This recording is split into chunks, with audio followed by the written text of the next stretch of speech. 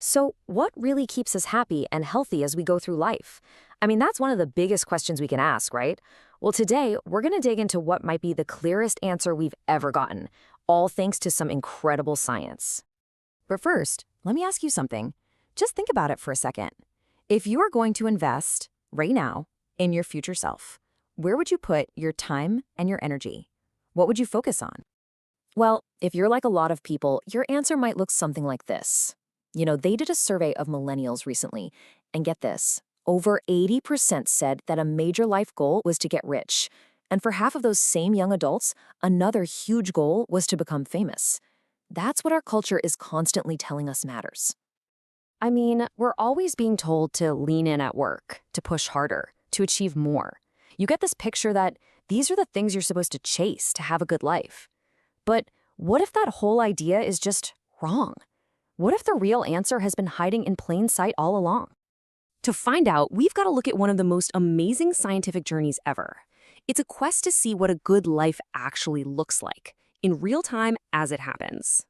It's called the Harvard Study of Adult Development, and this thing is, quite possibly, the longest study of adult life ever done. I mean, they've watched entire lives unfold, from the time these people were teenagers all the way into their 90s. Just let that sink in for a moment. 75 years. For 75 years, they've been tracking the same group of men year after year after year. Studies like this they're so rare. Most of them fall apart in less than a decade. But this one kept going. So the study kicked off way back in 1938.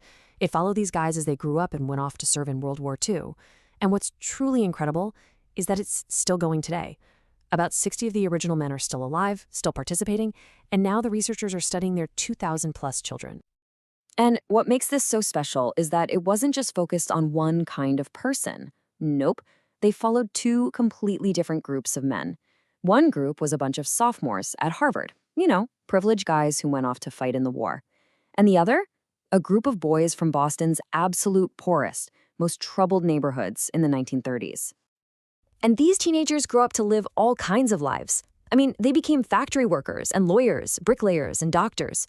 Some struggled with alcoholism. A few climbed the social ladder all the way from the bottom to the very top. And one even became president of the United States. Okay, so after all that time, after tracking 724 lives, after piling up tens of thousands of pages of data, what did they find? This is the big moment, right? And listen, they didn't just send out questionnaires. No way. They interviewed these men in their living rooms. They got their medical records. They scanned their brains. They talked to their wives and kids. So, what's the single clearest message to come out of all of this research? Well, it turns out it wasn't about money, it wasn't about fame, and it wasn't about working harder and harder. The clearest message from this 75-year study is this: good relationships keep us happier and healthier. Period. That's it. That's the big secret. But of course, it gets more specific than that. This one powerful idea actually breaks down into 3 huge lessons about what these relationships really do for us. So here's the breakdown. 3 key lessons. First, social connections are absolutely vital. Second, it's all about the quality of those connections, not the quantity. And third, get this, good relationships literally protect our brains. All right, lesson number 1. It turns out that people who are more connected to family, to friends, to their community, they're happier, they're physically healthier, and they live longer than people who are less connected. The study showed that loneliness is, and I mean this literally, toxic. And this isn't some small niche problem. We're talking about more than 1 in 5 Americans saying they feel lonely at any given time. And people who find themselves more isolated than they want to be, well, their health declines earlier in midlife, and they simply don't live as long. So that brings us to the second lesson. It's not just about having relationships, it's the quality of those close relationships that matters. What the study showed was that living in the middle of conflict, like a high conflict marriage without much affection, is just awful for our health, maybe even worse than getting divorced. But living in the middle of good, warm relationships, that's protective. And the power of these relationships is just stunning.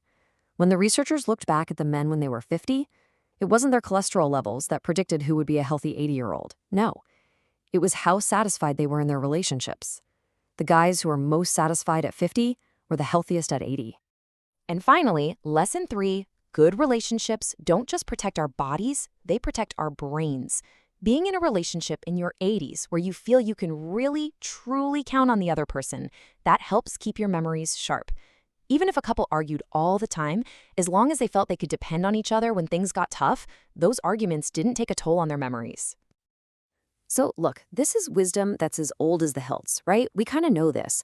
So why is it so hard to actually do and so easy to ignore? Let's talk about how to really put this into practice.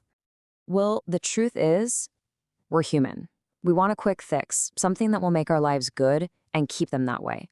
But relationships, they're messy, they're complicated, and taking care of them is lifelong work. It's not sexy or glamorous. The people in the 75-year study who ended up the happiest and healthiest were the ones who actively leaned into their relationships. So what does that even look like, leaning in? Well, it could be something really simple. It could be replacing screen time with people time, or maybe livening up a relationship that's gotten a little stale by doing something new together. Go for a long walk, have a date night. Or maybe it's reaching out to that family member you haven't talked to in years, because holding on to those grudges takes a huge toll. You know, more than 100 years ago, Mark Twain was looking back on his life, and he wrote this: "There isn't time so brief as life for bickerings, apologies, heartburnings, callings to account. There is only time for loving and but an instant, so to speak, for that." That's the clearest lesson from 75 years of science, and it's the most timeless wisdom we have. The good life, it isn't built on how much money is in your bank account or how famous you are. It's built with good relationships.